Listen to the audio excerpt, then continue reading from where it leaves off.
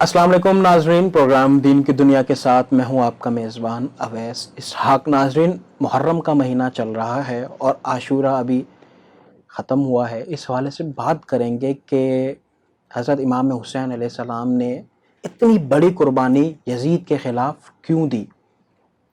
آیا وہ اپنے نانا کے دین کو بچانا چاہتے تھے؟ یقیناً اپنے نانا کے دین کو بچانا چاہتے تھے، لیکن اس دین کو بچانے کے لیے ان کے مقاصد کیا تھے؟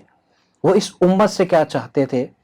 ان کی تعلیمات کیا تھیں؟ ان کا پیغام کیا تھا؟ اس بارے سے بات کریں گے۔ ہمارے ساتھ موجود ہے نوجوان اسلامک اسکالر، آپ معروف اسلامک اسکالر بھی ہے، علامہ سید محمد طلال رضوی صاحب۔ السلام علیکم حضرت۔ وعلیکم السلام۔ کیسے مزاج ہیں؟ خیریت سے؟ شکر خدا پر۔ حضرت، جس طرح میں نے عرض کیا کہ حضرت امام حسین علیہ السلام اپنے نانا کے دین کو بچانا چاہتے تھے اور وہ اس مشن کے لیے کربلا نکل گئے۔ آیا وہ اکیلے تھے، اہل بیت اکیلے تھے، یا صحابہ کرام نے بھی ان کے ہاتھ مضبوط کیے؟ بسم اللہ الرحمن الرحیم۔ ساری تعریفیں اللہ کے لیے اور درود و سلام محمد اور آل محمد پر۔ دیکھیے، جب امام علی مقام حضرت امام حسین علیہ السلام مدینے میں بے انتہا ستائے جاتے ہیں اور ان کا مدینے میں رہنا مشکل کر دیا جاتا ہے، تو امام حسین علیہ السلام چونکہ اللہ کے رسول کے دین کے محافظ اور سرکار کے جانشین ہیں، سرکار کے وارث ہیں، تو آپ پر لازم ہے کہ دین کا تحفظ کریں۔ منصب امامت جو اللہ نے عطا فرمایا ہے، جیسا کہ جناب ابراہیم علیہ نبینا نے سوال کیا تھا پروردگار سے کہ جب اللہ نے جناب ابراہیم کو امامت کا منصب اور عہدہ عطا فرمایا تو اللہ سے جناب ابراہیم نے دعا کی، قال وما من ذریتی، کہ پروردگار میری ذریت میں بھی اس عہدے کو جاری فرما۔ تو اللہ نے کہا تھا ولا ینال لعہد الظالمین، ملے گا تمہاری ذریت میں بھی یہ عہدہ چلے گا، لیکن ظالموں کو یہ عہدہ نہیں ملے گا۔ تو امام علی مقام کے پاس یہ عہدہ ذریت ابراہیمی کا ہے، منصب امامت ذریت ابراہیمی سے چلی آ رہی ہے۔ اللہ نے پہلا امام زمین پر بنایا جناب ابراہیم علیہ السلام کو، اور اس کے بعد یہ امامت کا عہدہ مولا کائنات امیر المومنین علی ابن ابی طالب علیہ السلام، ان کے بعد ان کے صاحبزادے امام حسن مجتبیٰ، امام حسن مجتبیٰ سے امام حسین ابن علی علیہ السلام کی تک منتقل ہوا۔ اب منصب امامت کا تقاضا یہ ہے کہ امام علی مقام جب یزید کے خلاف کھڑے ہوتے ہیں تو اعلان کرتے ہیں کہ دیکھو میرے ساتھ ان مشکلات کا مجھے سامنا ہے، ٹھیک ہے، اور یہ معاملات حاکم وقت برپا کر رہا ہے۔ ٹھیک ہے۔ آپ دیکھیے، جیسے آپ کو میں مثال دوں بہت چھوٹی سی، کہ آج اگر پاکستان کے کسی بھی حکمران نے اسلام کے خلاف کوئی قانون نافذ کیا، کوئی قانون بنانے کی کوشش کی، تو جتنے اسلام کے نمائندے ہیں، جتنی اسلامی شخصیات ہیں، وہ سب اسلام کے حق میں کھڑی ہو جائیں گی۔ اس وقت میں 60 ہجری کے اندر امام حسین سے زیادہ عظیم المرتبت اسلامی شخصیت کوئی نہیں ہے۔ ٹھیک ہے، اس لیے کیونکہ رسول کے ڈائریکٹ نواسے ہیں، بے شک، قلب رسول ہے، اولاد رسول جنت ہے، میں نوجوانوں کے ساتھ۔ اور قرآن کی سورہ مائدہ کی آیت کی روح سے رسول کے بیٹے ہیں، صحیح، جہاں اللہ نے کہا قل تعالوا ندعو ابنانا وابناکم ونساءنا ونساءکم وانفسنا وانفسکم ثم نبتہل فنجعل لعنت اللہ علی الکاذبین، کہ حبیب ان سے کہیے، جب نصارہ نجران سے مباحثہ ہوا تو اللہ کے رسول نے کہا حبیب اب ان سے کوئی بات نہیں ہوگی، اب ان سے کہیے تم اپنے بیٹوں کو لاؤ، ہم اپنے بیٹوں کو لائیں گے، تم اپنے عورتوں کو لاؤ، ہم اپنی عورتوں کو لائیں گے، تم اپنے نفسوں کو لاؤ، ہم اپنے نفسوں کو لے کر آئیں گے، اور پھر سب مل کر جھوٹوں پر اللہ کی لعنت کریں گے۔ تو بیٹوں کے زمرے میں 5 شخصیات اللہ کے رسول سمیت گئی، سرکار ختمی مرتب مولا کائنات امیر المومنین علی ابن ابی طالب علیہ السلام، صدیقہ کونین جناب فاطمہ الزہرا سلام اللہ علیہا، امام حسن امام حسین، بیٹوں کی جگہ امام حسن امام حسین گئے ہیں۔ تو قرآن کی آیت کی روح سے اور تمام اصحابہ کرام کی فرمان کی روح سے امام حسین علیہ السلام رسول کے بیٹے، فرزند رسول، یبن رسول اللہ کہہ کر تمام اصحاب مخاطب کرتے. تو اب فرزند رسول ہونے کا تقاضا یہ ہے کہ جب کھڑے ہو کر اعلان کریں تو تمام اصحاب پیغمبر فرزند رسول کی آواز پر لبیک کہیں. تو جب امام حسین نے یہ آواز بلند کی، صدائے احتجاج کو اٹھایا کہ یزید حلال محمدی کو حرام میں تبدیل کر رہا ہے، شریعت محمدی کے اوامر و نواہی میں تبدیلی کر رہا ہے، قرآن کے خلاف فیصلے جاری کر رہا ہے، میں اس کے خلاف نانا کے دین کے تحفظ کے لیے مدینہ چھوڑ کر جا رہا ہوں. امام حسین کا آخری خطبہ مدینہ کے اندر محفوظ ہے. نہ میں حصول تخت و تاج کے لیے جا رہا ہوں، نہ میں حصول جاہ و جلال کے لیے جا رہا ہوں، بلکہ نانا کے دین کی حفاظت کے لیے جا رہا ہوں. تو جب یہ کہہ کر نکلے تو اصحاب کرام، رسول کے صحابی اللہ کے رسول کے ساتھ چلے، اور وہ اصحاب کہ جو رسول اللہ کی زندگی میں رسول اللہ کے بہت قریب رہے، رسول اللہ کے غلام ہیں، حبشی غلام ہیں، جناب رسول خدا کے غلام بھی ہیں اور صحابی بھی ہیں. اسی طرح جناب حبیب ابن مظاہر کہ جن کو خط لکھ کر کربلا میں 9 محرم کو امام حسین علیہ السلام نے بلایا ہے، کہ جب امام حسین علیہ السلام نے خط لکھا جناب حبیب کو تو کوفہ میں جناب حبیب کی رہائش ہے، تو زوجہ کے پاس گئے اور زوجہ سے کہا کہ دیکھو اس عالم میں حسین کا خط آیا اور حسین مجھے کربلا کے میدان میں بلا رہے ہیں، تو تمہارا کیا ارادہ ہے حبیب؟ کہا تم لوگوں کا بھی خیال آتا ہے. اب دیکھیے حبیب تو حبیب کی زوجہ امام حسین سے کتنی محبت کرتی ہے. کہا جیسے ہی کہا کہ تم لوگوں کا خیال آتا ہے بیوی بچوں کا، تو فوراً کا ہاتھوں سے چوڑیاں اتاری، گہنے اتارے.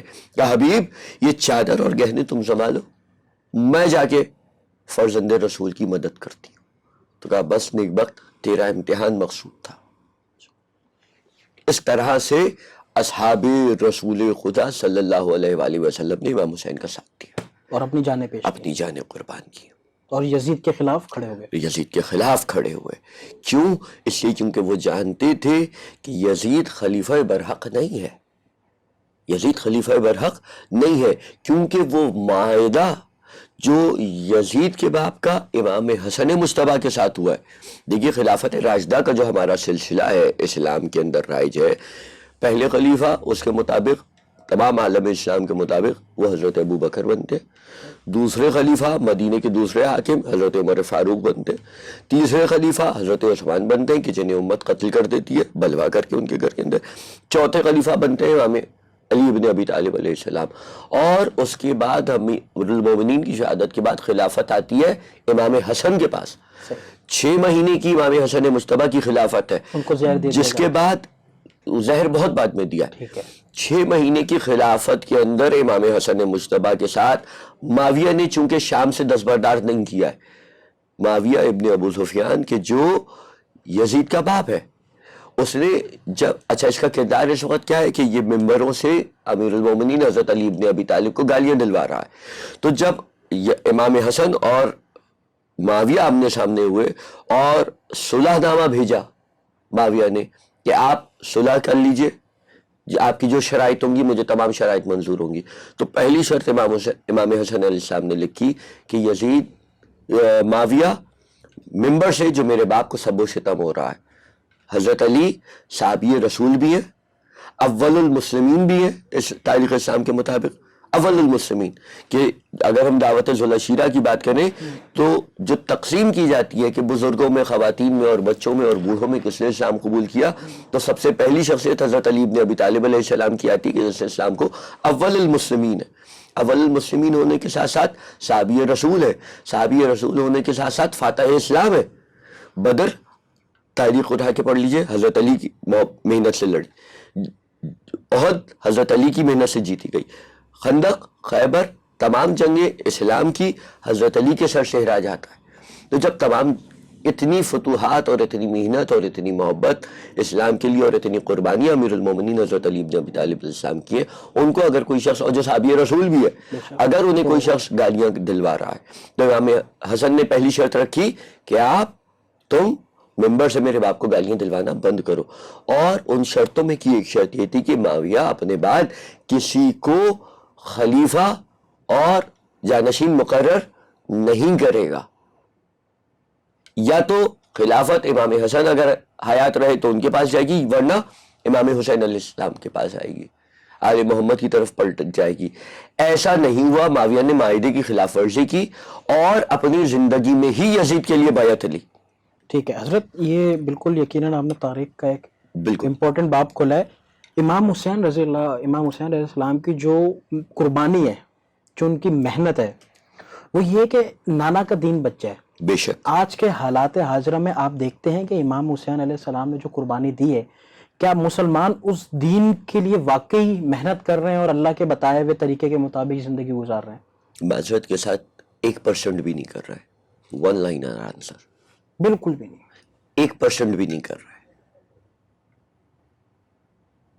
1% بھی آج کا مسلمان نہ، آپ حدیث ہٹا دیجئے، آپ تاریخ ہٹا دیجئے، آپ مسالک اور فقہوں کا فرق ہٹا دیجئے، میں صرف ایک سوال کرتا ہوں تمام مسلمانان عالم سے، پوری بلاد اسلامی کے اندر، پورے ورلڈ کے اندر جتنے مسلمان ہیں، میں ان سے صرف ایک سوال کرتا ہوں، آپ مسالک کا فرق چھوڑ دیجئے، آپ اپنے اماموں کا فرق چھوڑ دیجئے، آپ تمام تفریقات کو چھوڑ دیجئے، آپ قرآن کو پکڑ لیجئے، قرآن کے مطابق تمام مسلمان زندگی گزارنا شروع کر دیں۔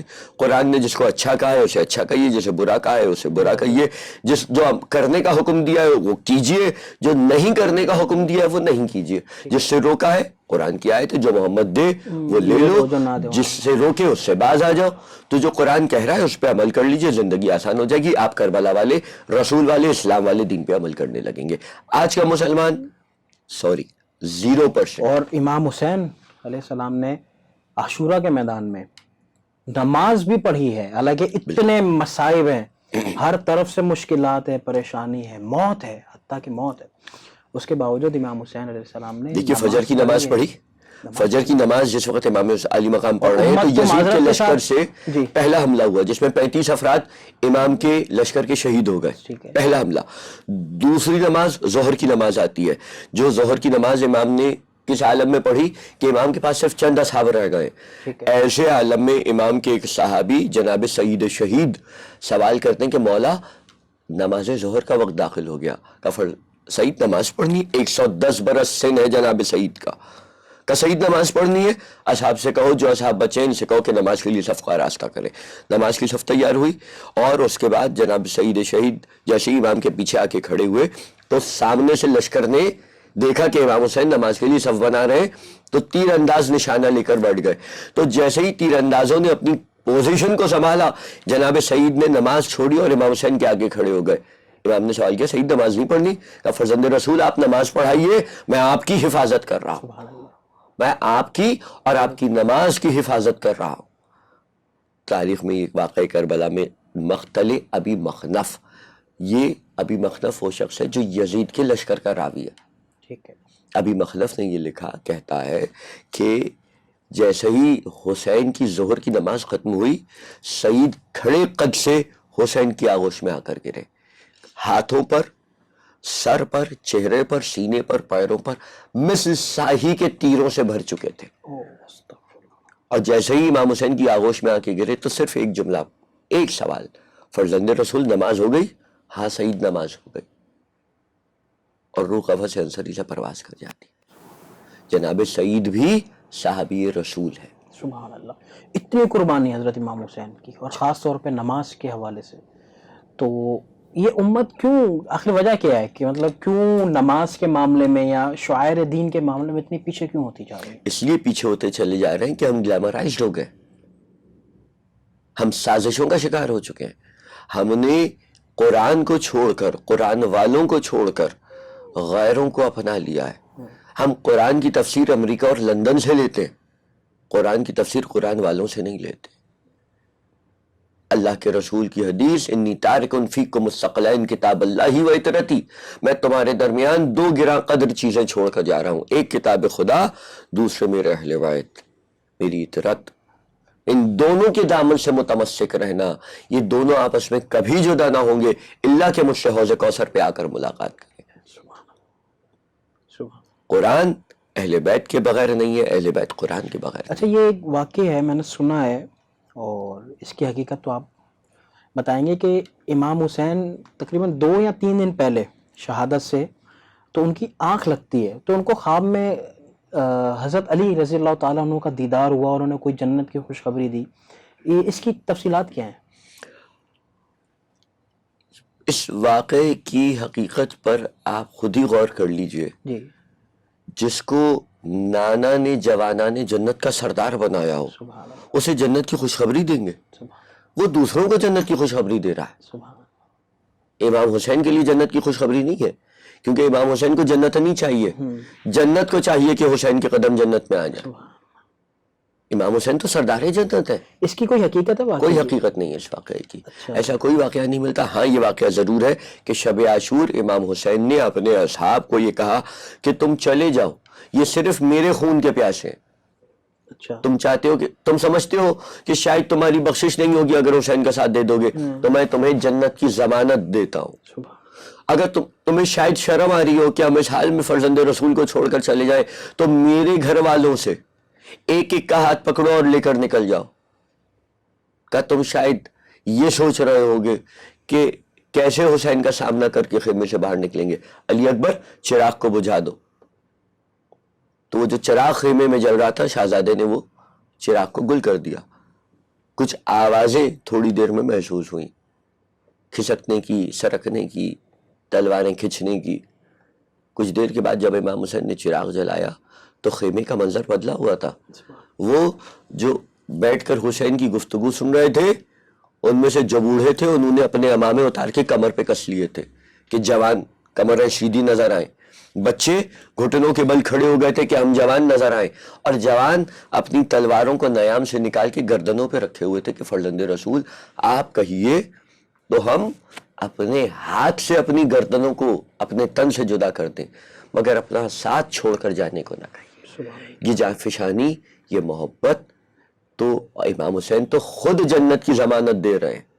امام حسین کو جنت کی بشارت کون دے گا؟ اچھا حضرت یہ بتائے گا کہ حضرت امام حسین علیہ السلام خود جنت کے نوجوانوں کے سردار ہیں، تو وہ اصحاب جنہوں نے ساتھ دیا ہے حضرت امام حسین علیہ السلام کا، ان کا مقام کیا ہے؟ دیکھیے، بے شک اللہ کے رسول کی حدیث ہے کہ حسن و حسین جوانان جنت کے سردار ہیں. اب جو جوانان جنت کا ساتھ دے اس کا مرتبہ کیا ہوگا؟ بالکل ایسے ہی کہ اگر کوئی آپ کا ساتھ دے، آپ اس کے لیے کیا چاہیں گے؟ آپ چاہیں گے کہ جتنے عروج پر آپ جائیں ایسے ہی آپ کے ساتھی بھی عروج پر جائیں. آج آپ یہاں بیٹھ کے پروگرام کر رہے ہیں، کل آپ پاکستان کا اور دنیا کا سب سے بڑا چینل بنا لیں، اللہ آپ کی توفیقات میں اضافہ کرے، تو آپ چاہیں گے کہ یہ ٹیم جو آپ کے ساتھ یہاں اس گراؤنڈ لیول کے اوپر آپ کے ساتھ ہے، یہ ٹیم آپ کے ساتھ ترقی کرتے ہوئے وہاں تک پہنچے. تو جب امام حسین جوانان جنت کے سردار ہیں تو امام حسین کیا چاہیں گے کہ جس مقام پر امام علی مقام ہے، وہ مقام اور مرتبہ ان کے چاہنے والوں کو بھی ملے، ان کے اصحاب کو بھی ملے. تو نہ صرف یہ کہ وہ اصحاب جو کربلا میں امام حسین کے ساتھ شہید ہوئے وہ، بلکہ آج بھی جو امام حسین کے طرفدار ہیں ان کا مرتبہ اور مقام یہ ہے کہ روایات میں شیخ صدوق علیہ الرحمہ اپنی کتاب علل الشرائع کے اندر لکھتے ہیں کہ امام جعفر صادق علیہ السلام سے روایت ہے کہ وہ شخص جو امام حسین پر صدق دل سے گریہ کرتا ہے، جب میدان محشر میں بخشا جائے گا تو وہ جب میدان محشر سے جنت میں جا رہا ہوگا تو میدان محشر کی طرف پلٹ کر دیکھے گا، آواز قدرت آئے گی، کیا دیکھ رہے ہو؟ کہے گا پروردگار تیری بارگاہ میں اپنا مرتبہ دیکھنا چاہتا ہوں. تو آواز قدرت آئے گی، جاؤ عرصہ محشر میں پلٹ جاؤ اور جس کو جی چاہو اپنے ساتھ داخل بہشت کر لو. تو روایت کی جملے ہے کہ 70,000 آدمی ایک ایک شخص بخشوائے گا، ایک ایک عزادار، ایک ایک آنسو بہانے والا امام حسین کا، کہ جس نے امام حسین کی یاد میں آنسو بہائے ان کی مظلومیت پر.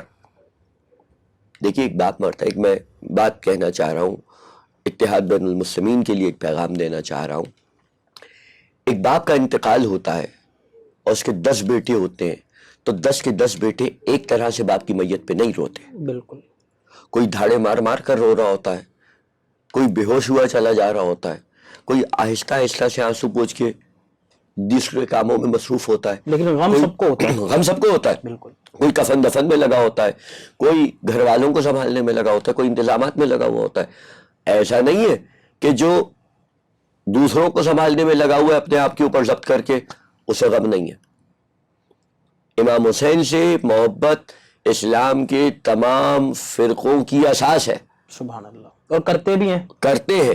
اور جو امام حسین سے محبت نہیں کرتا وہ گویا وہ رسول سے ہی محبت نہیں کرتا. بے شک. وہ رسول سے ہی محبت نہیں کرتا, کیونکہ رسول سے محبت کا تقاضا یہ ہے کہ ان کی اولاد سے محبت کی جائے. میں آپ سے محبت کروں اور آپ کی اولاد کو برا کہوں, آپ کبھی مجھے اچھا نہیں سمجھیں گے. اسی طرح کوئی شخص مجھ سے محبت کرے, میری اولاد کو برا کہے یا میرے والدین کو برا کہے, مجھے کبھی اچھا نہیں لگے گا. اسی طرح کوئی شخص رسول سے محبت کرے اور ان کی اولاد کو قتل کرنے والوں سے دوستی رکھے, رسول اس سے محبت کبھی نہیں کریں گے. اور تمام اسلام کے فرقے امام حسین سے بہت محبت کرتے ہیں. سب کے اظہار کا طریقہ مختلف ہے. بے شک. کوئی اگر زیادہ رو رہا ہے, کوئی شدید گریہ کر رہا ہے, کوئی بے ہوش ہوا جا رہا ہے, کوئی اپنے آپ کو پیٹ رہا ہے, اس سے وہ کافر نہیں ہو جائے گا. اور اگر کوئی درود و سلام کی محفلیں برپا کر کے امام حسین علیہ السلام کو خراج عقیدت پیش کر رہا ہے تو اس سے بھی وہ دائرہ اسلام سے خارج نہیں ہو جائے گا. اسی کیونکہ وہ امام حسین سے اپنی محبت کا اظہار کر رہا ہے, اور جو اپنے آپ کو پیٹ رہا ہے, جو رو رہا ہے, جو پچھاڑے کھا رہا ہے, وہ اپنی محبت کا اظہار کر رہا ہے. تو یہ پیغام ہے میرا تمام برادران اسلامی اور ایمانی کے لیے کہ خدا را غیروں کی سازشوں کو سمجھے اور آپس میں اتحاد کی فضا قائم کریں. ہمارا پاکستان, مملکت اسلامیہ خدا داد پاکستان, اسلام کے نام پر بنا ہے. ہمیں چاہیے کہ یہاں پر اسلام کی جڑوں کو مضبوط کریں اور یہاں پر کوئی نظام نافذ نہ کریں, نہ خلافت راشدہ نافذ کریں, نہ میرا نظام نافذ کریں, نہ اپنا نظام نافذ کریں, نہ کسی فرقے کا نظام نافذ کریں. یہ قرآن مجید رکھا ہے, اس قرآن کے نظام کو نافذ کر دیجیے. سبحان اللہ, کیا خوبصورت بات. سارے جھگڑے ختم ہو جائیں گے. قرآن کے نظام کو نافذ کر دیجیے. قرآن اور اللہ کا رسول یہ کہتا ہے کہ اگر بخاری شریف کی ایک بڑی پیاری حدیث ہے, اور ہم کسی زمانے میں اسکول میں اپنے چونکہ اسلامک ڈپارٹمنٹ ہمارے پاس تھا تو ہمارے یہاں ایک طریقہ کار تھا کہ قرآن مجید کی تلاوت, اس کے بعد اس کا ترجمہ, اور اس کے بعد ایک حدیث رسول پڑھی جاتی تھی. تو ہمارے اسکول میں قانون یہ تھا کہ جو بھی ہوگا وہ سب انگریزی میں کیا جائے گا. تو ایک حدیث کی بخاری شریف کی, اس کا بڑا خوبصورت ترجمہ ہے. اللہ کے رسول صلی اللہ علیہ وآلہ وسلم نے فرمایا کہ ہی is not a Muslim, he is not a مسلم. عبداللہ ابن عباس سے اس روایت کو نقل کیا. اللہ کے رسول فرماتے ہیں, he is not a Muslim who eats to his full while his neighbor remain hungry near him, although even he is not a Muslim. اللہ. اگر تم بھرے پیٹ سوئے, اب اس کا اردو متن سن لیجئے, اگر تم بھرے پیٹ سوئے اور تمہارا پڑوسی وہ کافر ہی کیوں نہ ہو, بھوکا سو گیا تو تم دائرہ اسلام سے خارج ہو. جو اسلام اس حد پر ہمیں صلہ رحمی کا حکم دیتا ہے, تو جو شخص یعنی کافر کے لیے اتنا حکم ہے, کافر کے لیے صلہ رحمی کا اتنا حکم ہے, تو پھر سوچئے جو شخص لا الہ الا اللہ محمد رسول اللہ پڑھ کے دائرہ اسلام میں داخل ہے اس کے لیے کیا حکم ہوگا. یہ اختلاف چھوڑ دیجئے کہ وہ لا الہ الا اللہ محمد رسول اللہ کے بعد حضرت ابو بکر کو خلیفہ مانتا ہے کہ حضرت علی کو امام مانتا ہے. یہ اختلاف آپ کا اختلاف نہیں ہے, اس کا فیصلہ پروردگار کرے گا. اللہ کی ذات کرے گی, رسول اللہ کی ذات کرے گی. مجھے اللہ اور رسول اللہ بننے کی ضرورت نہیں ہے. ہمیں ضرورت اس بات کی ہے کہ ہم اللہ کے فیصلوں کو اللہ کے اوپر چھوڑ دیں. مسئلہ کہاں پر ہے میرے بھائی؟ مسئلہ یہ, کوئی لڑائی جھگڑا نہیں ہے. مسئلہ یہ کہ جو بندوں کے کام تھے وہ اللہ کے اوپر ڈال دیے گئے, اور جو اللہ کے کام تھے وہ بندوں نے شروع کر دیے. سبحان اللہ, کیا بات. لوگوں کی خبر گیری کرنا, لوگوں کی پریشانیوں میں مدد کرنا, یہ بندوں پر فرض تھا کہ بندوں کے لیے کام کریں. اگر تمہارے پاس ملازم ہے, تمہارے بھائی کے پاس ملازم نہیں ہے, تو اپنا ملازم بھیج کے اپنے بھائی کے کام کرواؤ. بے شک حکم رسول ہے. اور کوئی اور معاملات, دیگر معاملات کے لیے آپ اللہ کی طرف رجوع کریں. اللہ نے کہا قضاء و قدر میرے ہاتھ میں, زندگی اور موت میرے ہاتھ میں, بخشش جنت دوزخ میرے ہاتھ میں. جنت دوزخ ہم تقسیم کر رہے ہیں اور بھوکے کے لیے کہتے ہیں بھائی اللہ سے دعا کرو. استغفر اللہ, استغفر اللہ. اسلام کا کربلا کا کانسیپٹ, کربلا کا کانسیپٹ کیا ہے؟ کربلا کا کانسیپٹ یہ کہ بھوک افلاس کچھ بھی آ جائے اپنوں کا ساتھ مت چھوڑو، ایسے متحد رہو. اتحاد ہے کربلا کا موضوع. سبحان اللہ، بہت بہت شکریہ، اتحاد پیدا کیجیے. بہت بہت شکریہ حضرت، آپ ہمارے پروگرام میں تشریف لائے. ناظرین، اتحاد ہے کربلا کا مقصد، اور انسانیت کی خدمت ہے کربلا کا مقصد. اور ہمیں یہ چیز دیکھنی چاہیے کہ ہم اپنی صفوں میں انتشار پسندی کو پیدا نہ کریں، اور اللہ کا جو قرآن ہے، اللہ کے رسول صلی اللہ علیہ وآلہ وسلم کی جو تعلیمات ہے اس کے مطابق اپنی زندگی کو گزاریں.